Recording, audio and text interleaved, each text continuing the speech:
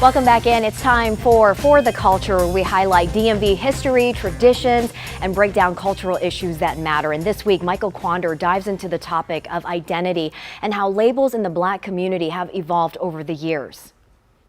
No, this next story all started because of a conversation in our newsroom, and it's all about identity, how people choose to identify, whether it be Black, African American, or people of color. And when is it okay to use each of those terms? Well, we took the conversation to social media, and it blew up. I want to know how you identify, what you prefer being called. And now we're bringing it right here to the Howard University. Come on, let's talk about it. My name is Greg Carr, and I'm chair of the Department of Afro-American Studies at Howard University. When you hear those terms, what does it mean culturally for people? There is no label that defines the human beings that were taken out of Africa. I think any group of human beings responds to the context of their time. The consistent thing when it comes to people of African descent in this country is the declaration that we are fully human and that we want to be as free as any other human being.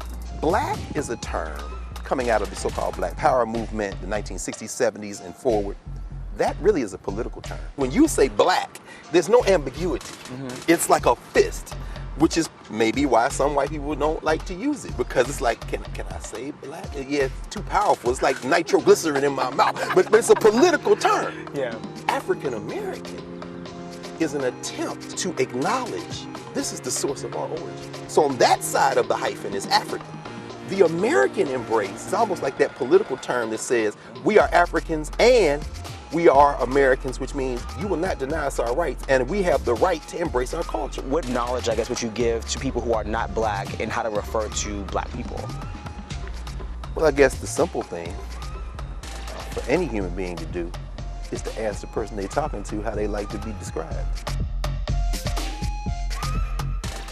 So there was much more to this conversation that we just couldn't fit into this version of the story. But don't worry, Michael has that extended interview for you that takes a deeper look into this topic and why it's so important to talk about. Just head on over to our website, WUSA9.com, for that. And if you know someone or a topic that we should feature in our For the Culture segment, hit Michael up on social media or shoot him an email and let him know. Time right now is 6:48.